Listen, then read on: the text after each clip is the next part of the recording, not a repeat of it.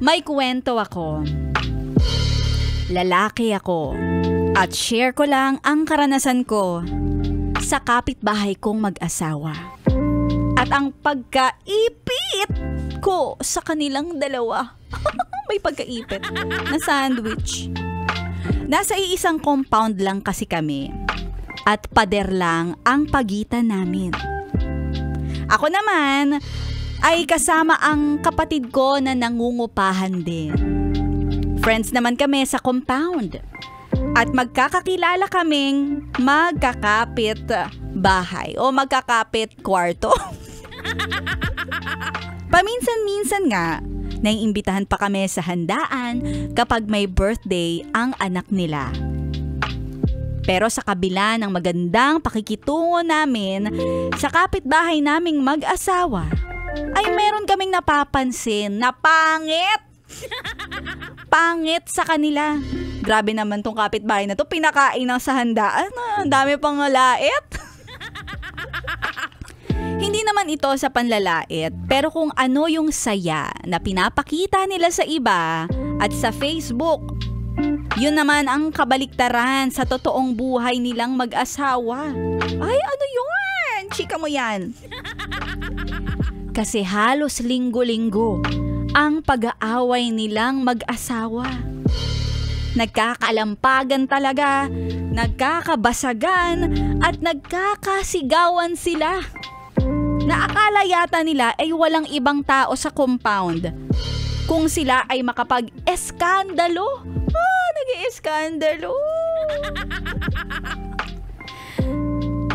Narinig ko pa nga ang pag-aaway nila at madalas tungkol sa pagseselos ng lalaki.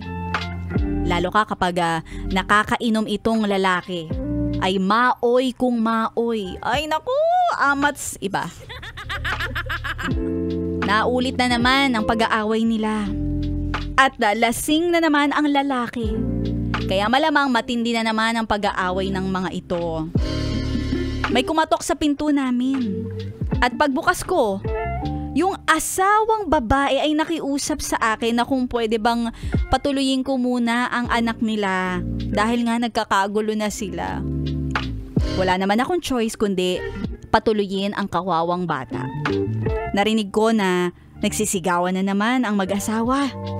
At ang pinakakinagulat ko, narinig ko yung pangalan ko na pinag-aawayan nila. Pinagseselosan ako nung asawang lalaki. Ang sabi niya pa nga, iniiputan mo na ba ako sa ulo? Ha? Iniiputan mo na ba ako sa ulo ko? Hindi niya lang alam. Pero hindi ko bet yung asawa niyang babae. Dahil mas bet ko ay otoko. Pero ang lalaking gusto ko ay hindi kagaya niyang basagulero. Oh, tayo sa mga ganyan. Warprick. Gusto ko sanang makisali sa gulo.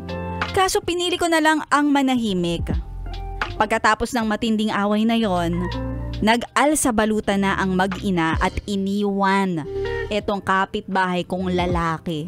Ay, warfreaky! Hanggang sa isang linggo na, hindi na bumalik ang asawang babae at ang anak nila. Pero may narinig akong ibang babae na kasama nitong kapitbahay kong lalaki. Sa manipis na pader, tumatagos pati ang halinghing ng kasama niyang iba.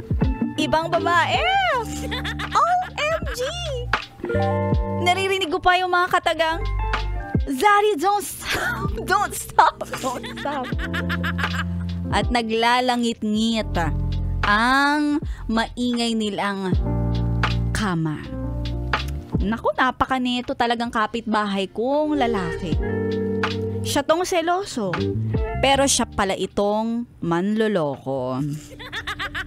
Kawawa naman talaga ang sinapit ng asawa niya sa kanya. At bata pa nga itong asawa niya.